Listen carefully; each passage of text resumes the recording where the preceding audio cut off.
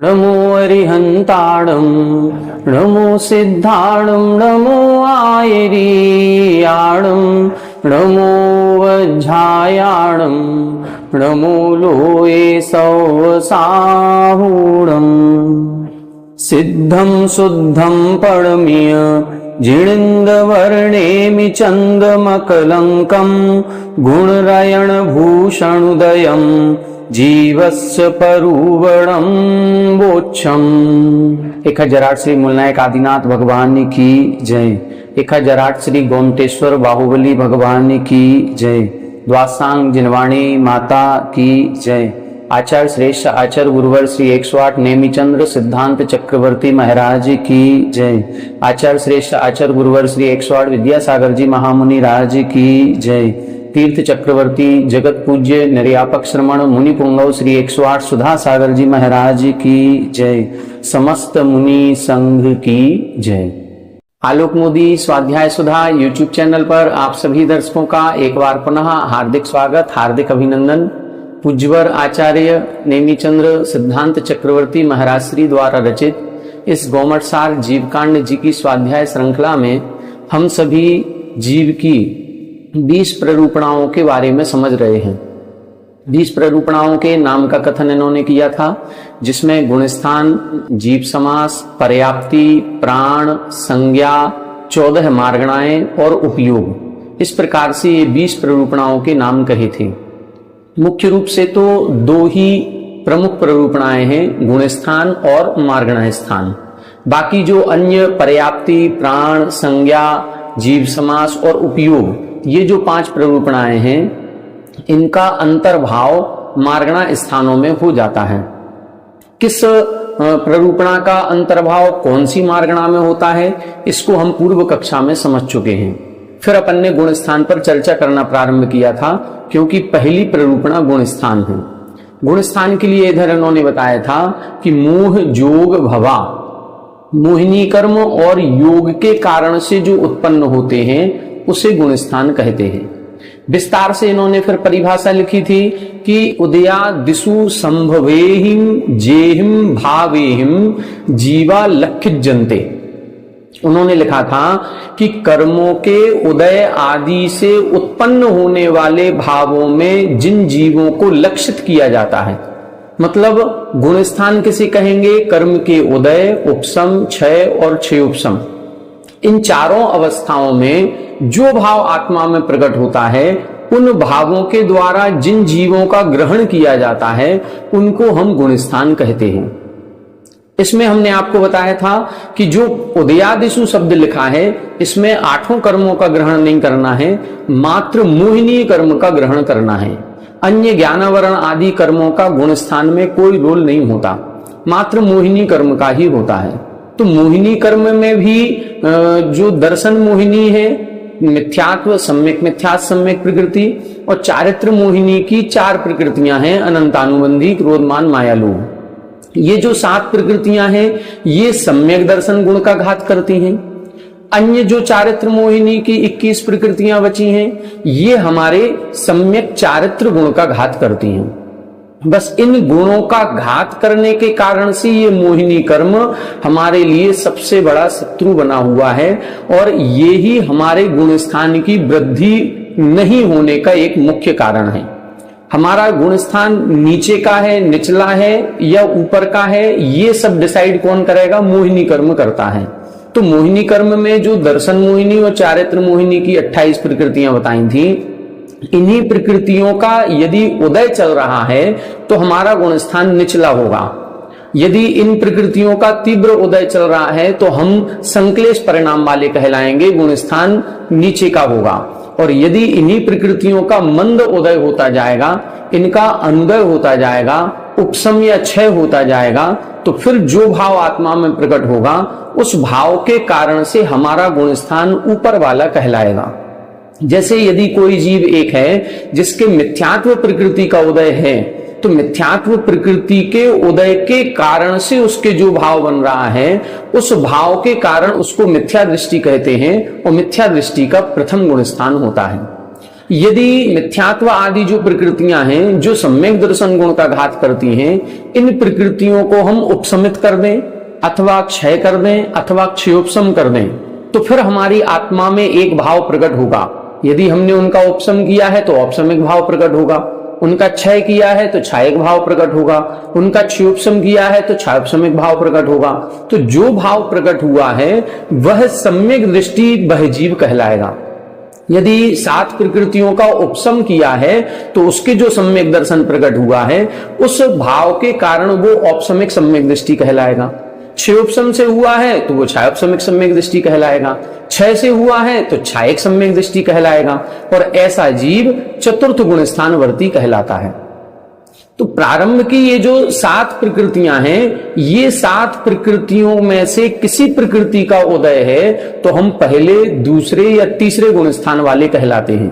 लेकिन इन 7 प्रकृतियों का हमने उपशम, क्षय अथवा क्षयोपशम कर दिया है तो चतुर्थ गुण स्थान में अथवा इसके ऊपर के गुण स्थान वाले हम कहलाएंगे, क्योंकि हमारे सम्यक दर्शन प्रकट हो गया और सम्यक दर्शन की शुरुआत चतुर्थ गुण स्थान से हो जाती है।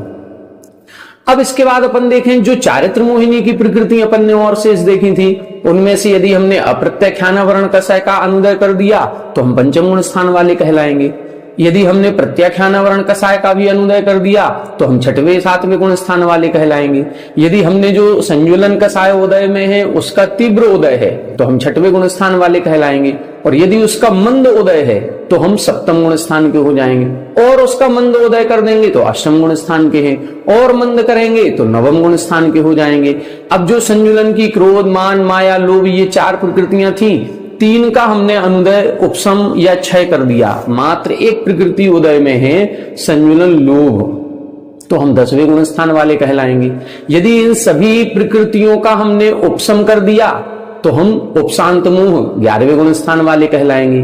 यदि इन चारित्र मोहिनी की सभी प्रकृतियों का हमने क्षय कर दिया तो हम क्षीण मोह वाले 12वें गुण स्थान वाले कहलाएंगे। तो इस प्रकार से मोहिनी कर्म के सद्भाव के कारण से, मोहिनी कर्म के उदय, उपशम, क्षय और क्षयोपशम के कारण से ही ये गुण स्थान बनते हैं। इनमें भी ये अपन को विशेष ध्यान रखना है कि ये जो मोहिनी कर्म के कारण से हमने भाव बनाए हैं, ये गुण स्थान मात्र 12 होते हैं। 13वां और 14वां गुण स्थान में मोहिनी कर्म की प्रधानता नहीं है, वहां योग की प्रधानता है। जो योग से सहित है उसको हम संयोग केवली कहते हैं, जो योग से रहित है उसको हम अयोग केवली कहते हैं। अब जो प्रारंभ के 12 गुण स्थान हैं, उन 12 गुण स्थानों में प्रारंभ के जो 4 गुण स्थान हैं, इनमें मात्र दर्शन मोहिनी की प्रमुखता लगाई जाती है। किसकी प्रमुखता लगाना है? दर्शन मोह की प्रधानता से ही प्रारंभ के 4 गुण स्थान होते हैं। 5वें से 12वें गुण स्थान तक जो गुण स्थान कहे गए हैं, इसमें चारित्र मोह की प्रधानता लगाई जाती है। प्रधानता का मतलब चारित्र मोह के उदय, उनका उपशम, उनका क्षय, उनका क्षयोपशम। इसी तरह से प्रारंभ के 4 गुण स्थानों में दर्शन मोहिनी की प्रधानता है, क्योंकि प्रारंभ के 4 गुण स्थानों में चारित्र है ही नहीं, चारित्र गुण प्रकट ही नहीं हुआ। अविरत सम्यक दृष्टि, ये चौथा गुण स्थान का नाम है। पहले ही नाम से स्पष्ट हो रहा है अविरत, मतलब इधर व्रत नहीं है।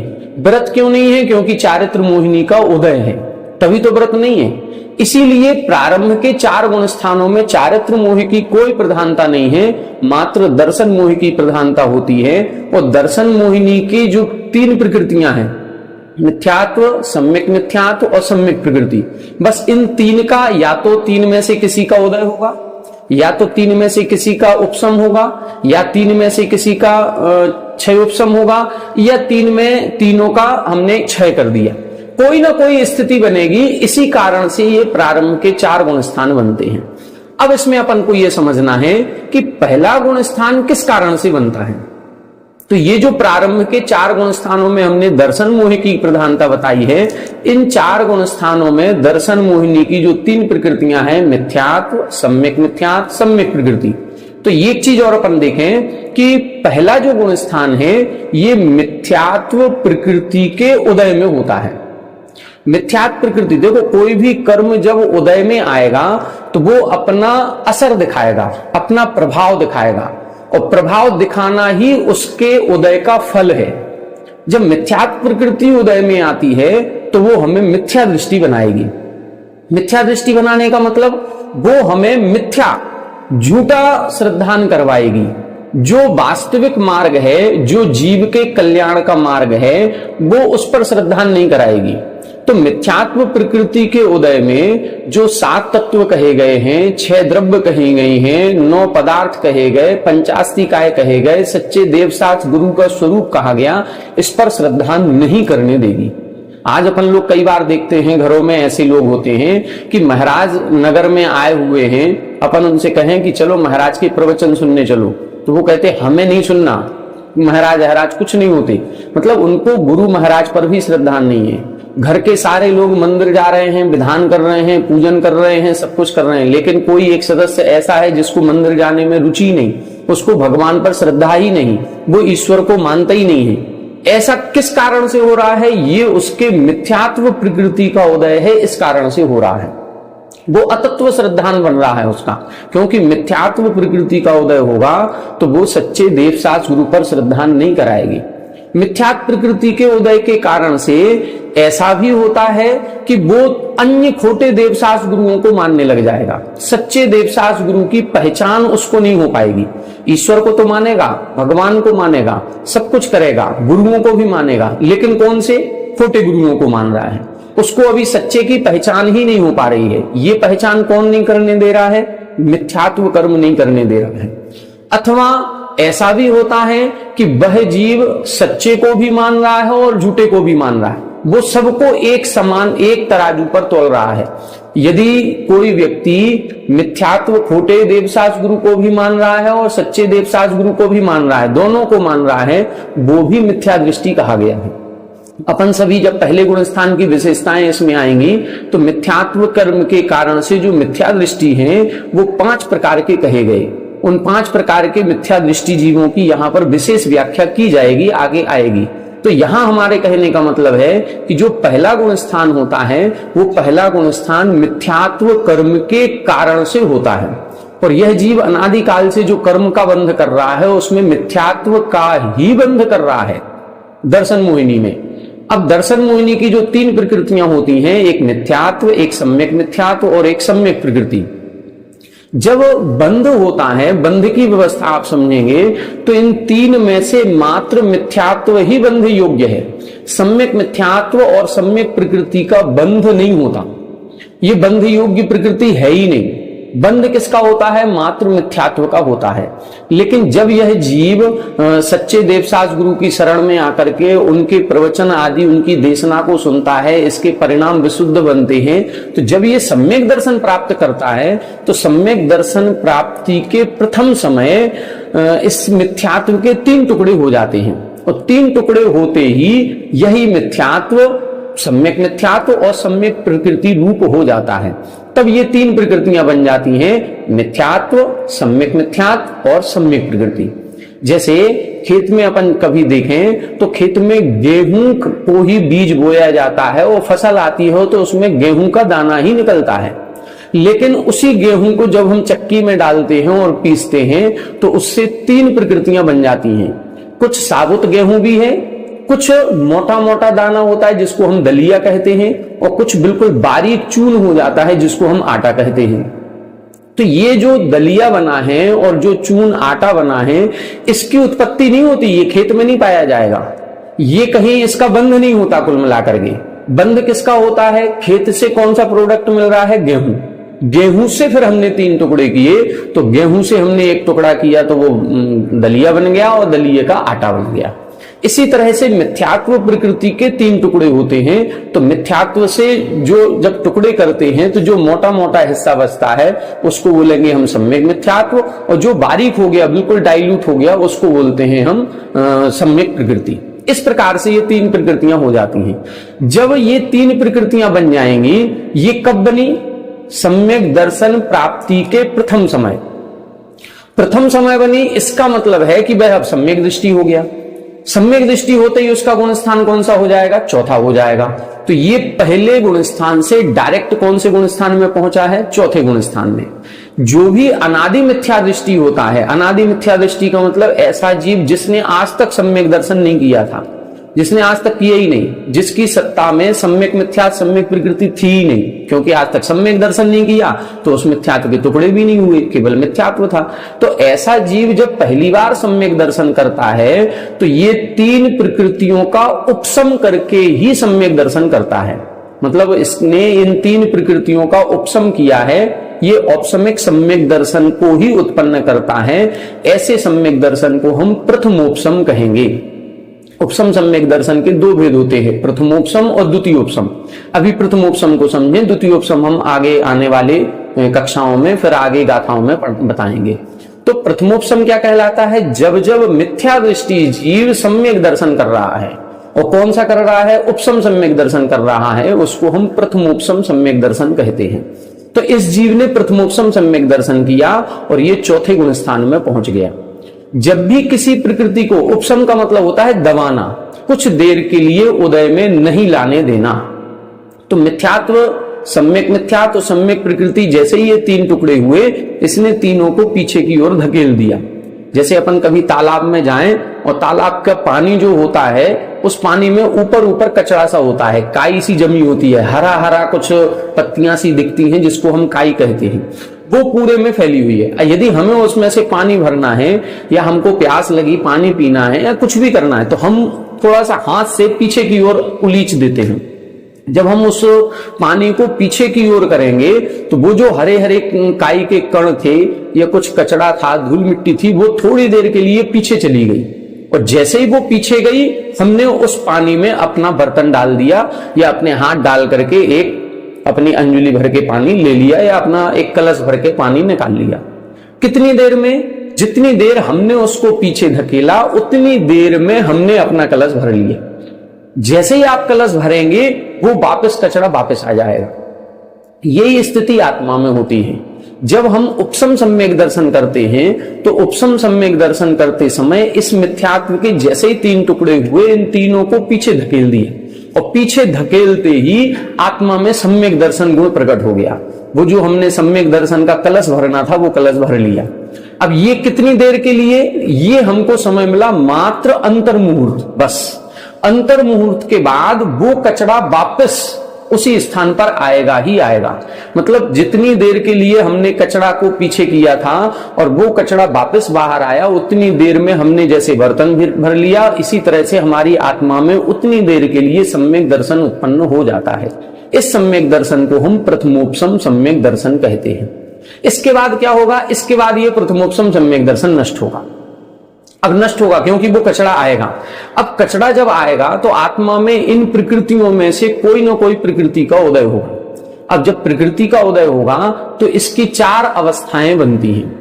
पहली अवस्था तो ये बनेगी कि इसने जो मिथ्यात्व, सम्यक मिथ्यात्व, सम्यक प्रकृति, ये तीन दर्शन मोहिनी को भी दबाया था। और अनंतानुबंधी जो चार प्रकृतियां हैं, हमने बताया था अनंतानुबंधी द्विस्वभावी है, ये भी सम्यक दर्शन नहीं होने देती। तो अनंतानुबंधी प्रकृति का भी उपशम किया था। तो ये 7 प्रकृतियां हो गई। 7 में से अनंतानुबंधी चतुष्क चारों एक साथ कहलाती हैं। एक सम्यक मिथ्यात्व, सम्यक प्रकृति और मिथ्यात्व, ये 4 प्रकृतियां अपन कहेंगे। तो अब जब प्रथमोपशम सम्यक दर्शन हुआ है तो ये अंतर मुहूर्त के लिए होगा और अंतर मुहूर्त बाद कोई ना कोई प्रकृति उदय में आएगी ही आएगी। या तो मिथ्यात्व उदय में आएगा, या सम्यक मिथ्यात्व उदय में आएगा, या सम्यक प्रकृति उदय में आएगी, या अनंतानुबंधी उदय में आएगी। ये 4 अवस्थाएं बनेंगी ही बनेंगी। देखें इसको बोर्ड के माध्यम से देखें कि इधर देखें कौन कौन सी 4 प्रकृतियां हैं। सबसे पहले मिथ्यात्व, मिथ्यात्व का टुकड़ा हुआ था तो सम्यक मिथ्यात्व और सम्यक प्रकृति, ठीक है। इसके बाद 4 प्रकृतियां कौन सी हैं? अनंतानुबंधी। इन 7 प्रकृतियों को ही उपशमित किया जाता है, तब जाकर के प्रथमोपशम सम्यक दर्शन उत्पन्न होता है। अब इस प्रथमोपशम सम्यक दर्शन में देखें, उपशमित होने के बाद इन 7 में से किसी न किसी प्रकृति का उदय आएगा ही आएगा। जैसे यदि इस मिथ्यात्व प्रकृति का उदय आता है तो हमारा गुण स्थान पहला हो जाएगा, क्योंकि प्रथम गुण स्थान मिथ्यात्व प्रकृति के उदय में ही होता है। अब दूसरी स्थिति देखें, यदि मिथ्यात्व उदय में नहीं आया, हमारी सम्यक मिथ्यात्व प्रकृति उदय में आई, ये सम्यक मिथ्यात्व प्रकृति उदय में आएगी तो गुण स्थान कौन सा हो जाएगा? तीसरा, क्योंकि तीसरा गुण स्थान सम्यक मिथ्यात्व प्रकृति के उदय में होता है। पहला गुण स्थान मिथ्यात्व प्रकृति के उदय में होता है, तीसरा गुण स्थान सम्यक मिथ्यात्व प्रकृति के उदय में होता है, चौथा गुण स्थान सम्यक प्रकृति। अब यदि सम्यक प्रकृति उदय में आती है तो ये चौथा गुण स्थान हो जाएगा, और चौथे गुण स्थान में जो अभी हमारा प्रथमोपसम सम्यक दर्शन था, ये प्रथमोपसम सम्यक दर्शन क्षयोपसम में कन्वर्ट हो जाएगा। जब अपन इन तीनों सम्यक दर्शन की परिभाषा पढ़ेंगे तो उसमें आएगा प्रथमोपसम सम्यक दर्शन किसे कहते हैं? जब इन सातों प्रकृतियों का उपसम होता है तो प्रथमोपसम सम्यक दर्शन कहलाता, मतलब सातों को दबा दिया तो प्रथमोपसम। सात में से मिथ्यात्व, सम्यक मिथ्यात्व और अनंतानुबंधी की चार, इन छह प्रकृतियों को तो दबाया है, मतलब छह प्रकृतियां तो अनुदय में है, और एक सम्यक प्रकृति का उदय होता है तो सम्यक दृष्टि है, लेकिन वो छायोपसमिक सम्यक दृष्टि कहलाता। तो यही स्थिति इधर बन रही है। इन सात को हमने दबाया था, लेकिन सात को दबाने के बाद कौन सी उदय में आई है? सम्यक प्रकृति उदय में आई है, और सम्यक प्रकृति उदय में आने का मतलब है बाकी छह का अनुदय है, एक सम्यक प्रकृति का उदय है, इस कारण से ये क्षयोपसम सम्यक दर्शन कहलाएगा।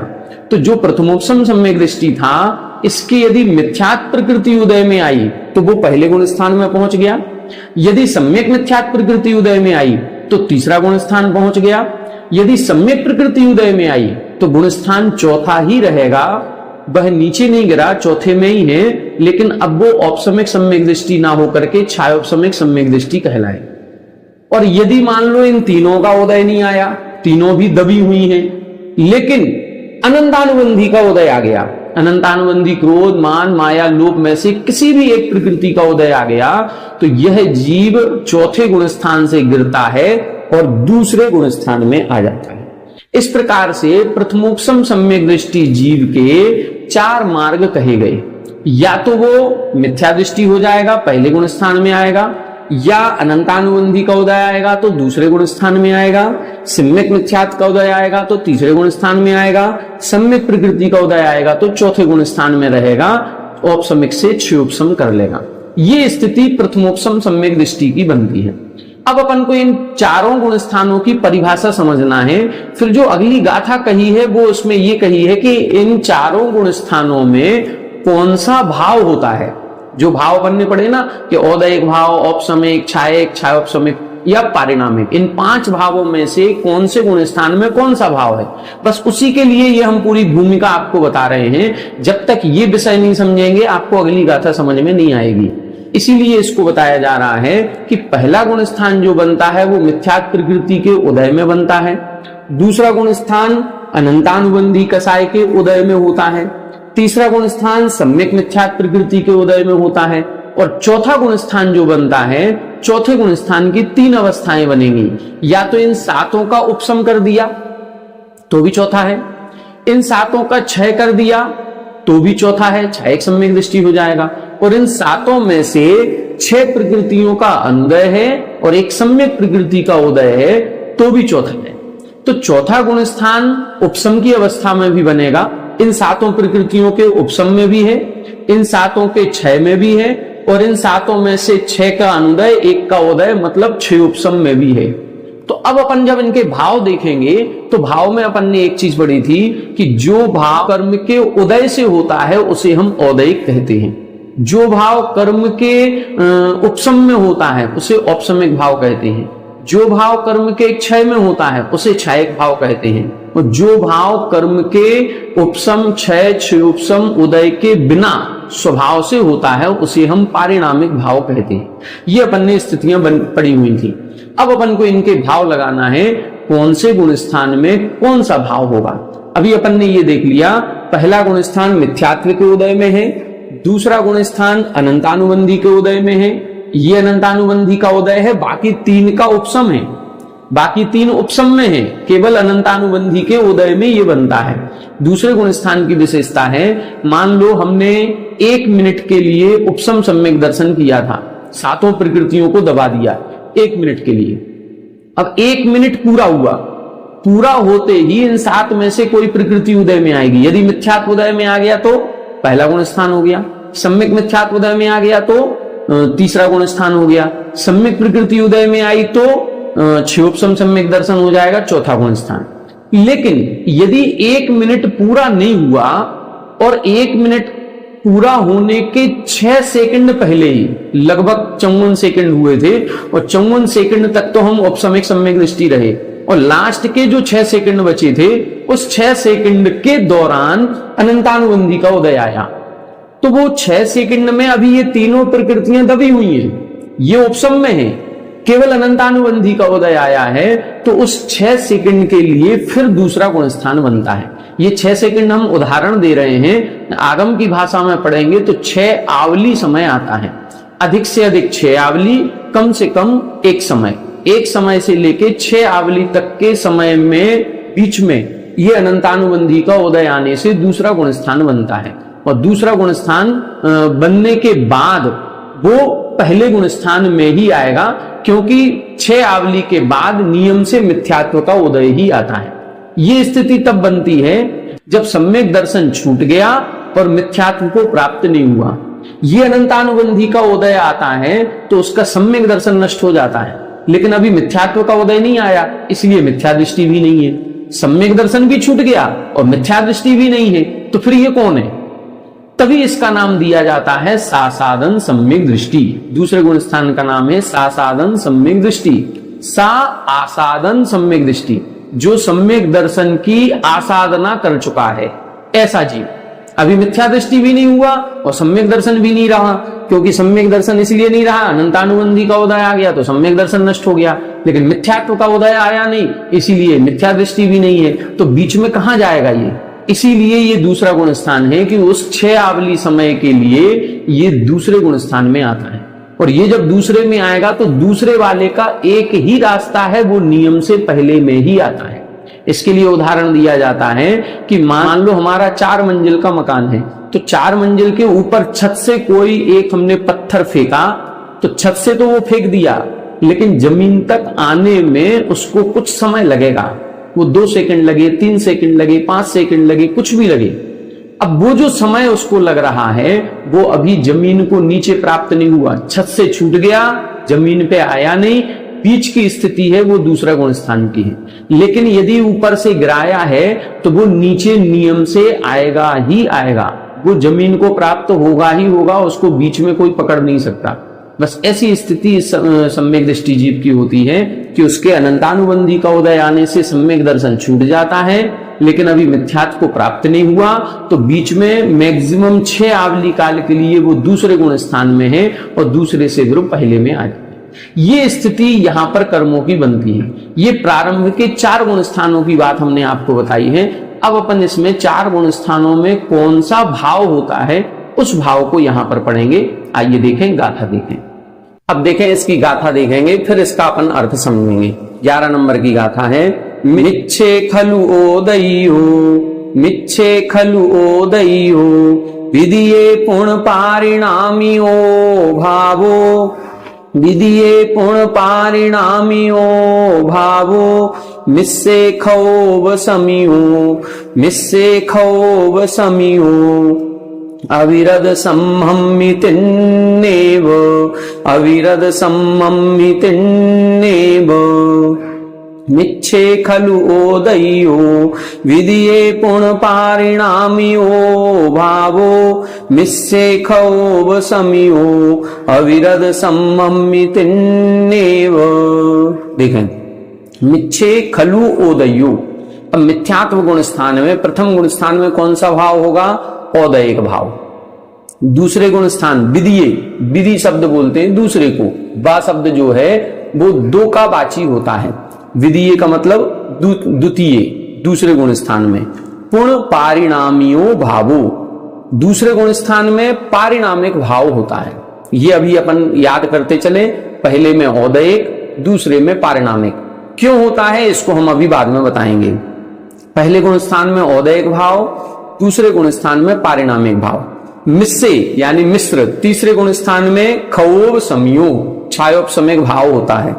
और अविरध सम्ममी और चौथे गुण स्थान में तिन्नेव, तीनों ही भाव होते हैं। पहले में औदयिक, दूसरे में पारिणामिक, तीसरे में छायोपशमिक और चौथे गुण स्थान में तीनों भाव। तीनों का मतलब औपशमिक भी है, छायक भी है, छायोपशमिक भी है। ये तीन भाव अपन को लेने हैं। तो इन चार गुण स्थानों की भाव कौन कौन से होते हैं ये इसमें बताया गया। ये किस कारण से होते हैं इसके लिए अगली गाथा में बताएंगे, इसको अपन कल की कक्षा में समझेंगे। अभी थोड़ा सा इसको और समझ लें। यहां पर ये बता रहे हैं कि ये जो चार भाव कहे गए हैं, यहां पर मुख्य रूप से दर्शन मोहिनी की ही प्रधानता लेनी है, अन्य कर्म की प्रधानता नहीं लेनी।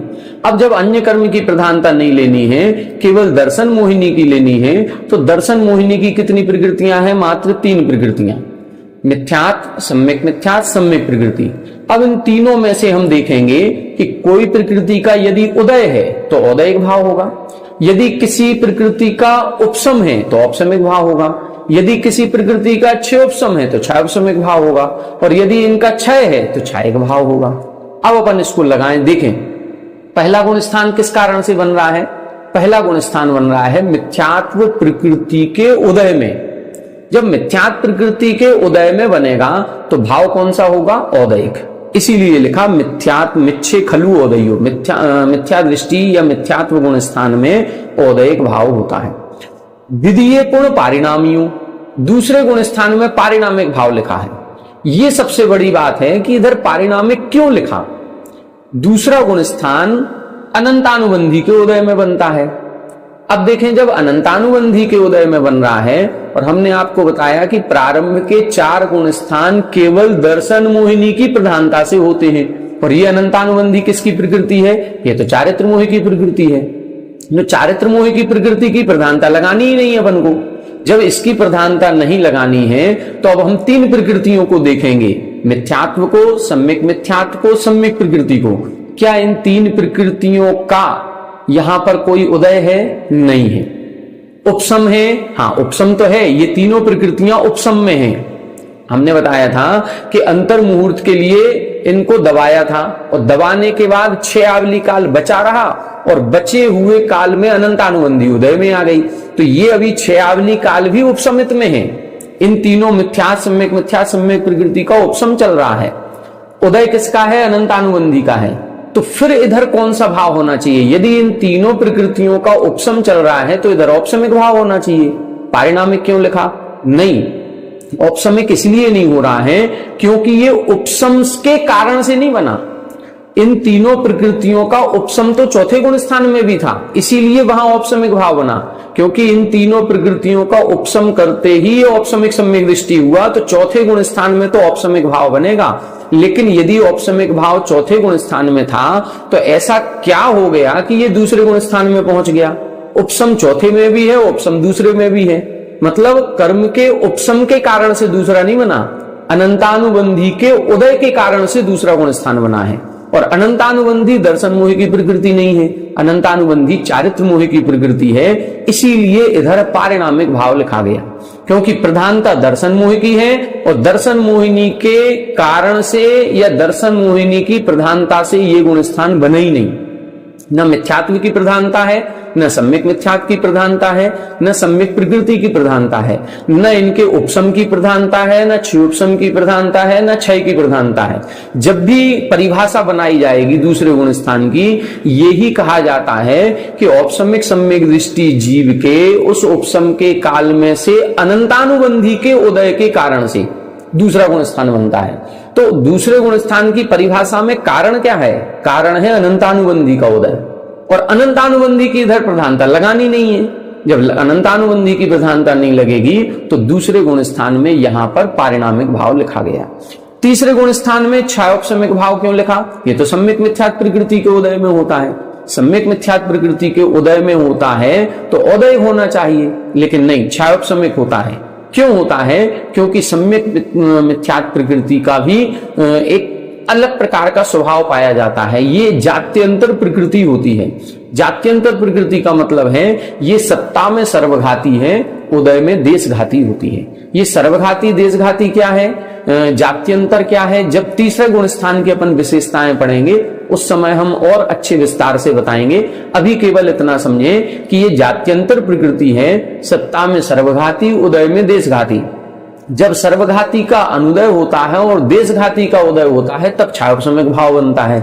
और ये इस प्रकृति के उदय के साथ ये ही कंडीशन हो जाती है, ये देशघाती रूप उदय में आती है, इसीलिए इसको इधर क्षयोपशमक भाव कहा गया। और चौथे गुण स्थान में त्रिनेव तीनों ही भाव हैं, क्योंकि इन तीनों दर्शन मोह की प्रकृतियों का उपशम भी हो सकता है। किसी जीव ने तीनों का उपशम किया है तो उसके औपशमिक सम्यक दर्शन होगा, किसी जीव ने इन तीनों का क्षय किया है तो क्षयिक सम्यक दर्शन होगा, और किसी के इन तीन में से मिथ्या सम्यक मिथ्या सर्वघाती है, इनका अनुदय है, और सम्यक प्रकृति देशघाती है, इनका उदय है, इसीलिए क्षयोपशमिक भाव है। तो इधर चौथे गुण स्थान में तीनों भी भाव बनेंगे।